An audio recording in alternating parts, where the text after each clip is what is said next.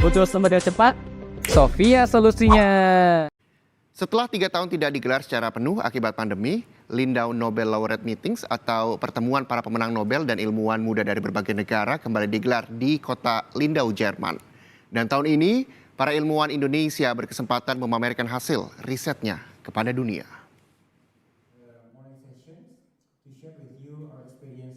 Di tengah gelaran Lindau Nobel Laureate Meetings yang digelar pada 25 hingga 30 Juni di Lindau, Jerman, dua peneliti Indonesia berkesempatan memamerkan hasil riset mereka di hadapan para ilmuwan dari berbagai negara. Keduanya adalah Fedik Abdul Rantam, Profesor bidang virologi, imunologi, dan stem cell dari Universitas Airlangga Surabaya, serta Antonia Morita Saktiawati, peneliti dan dosen pengobatan internal dari Universitas Gadjah Mada, Yogyakarta.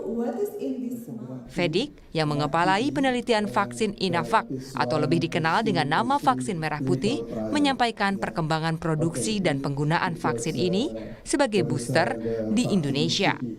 Menurutnya, setiap negara, terutama dengan jumlah penduduk tinggi seperti Indonesia, harus mampu memproduksi vaksin di dalam negeri. Teknologi pembuatannya pun harus bisa mengikuti perkembangan sebaran virus. Itulah mengapa ia tengah merancang rencana produksi koktail vaksin.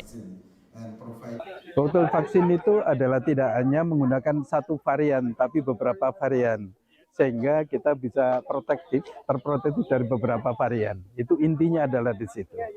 Masalahnya adalah kita mendesain yang mRNA koktail vaksin or ya whole virus koktail vaksin. Nah, inilah yang kita kembangkan ke depan sehingga fleksibel vaksin ini bisa mengikuti waktu gitu. Hasil penelitian Antonia Morita Saktiawati tidaklah asing di telinga, yakni Genos, alat yang sempat dipakai sebagai alat deteksi awal COVID-19. Namun, tahukah Anda bahwa alat ini sejatinya dikembangkan sebagai alat deteksi awal tuberkulosis bernama Inos. Setelah pandemi mereda, Antonia beserta timnya kembali melanjutkan penelitian awal mereka.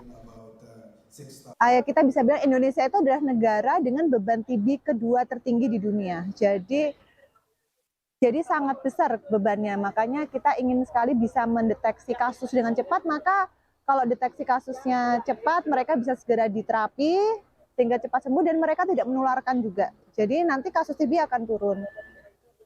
Jadi pengembangan utama ke situ, tapi juga sekarang sudah mulai dikembangkan untuk deteksi kanker serviks misalnya, terus juga deteksi beberapa penyakit yang lain.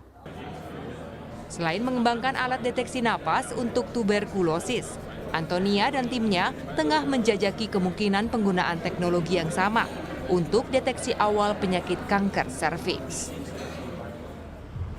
Sofi Syarif, Kompas TV, Lindau, Jerman.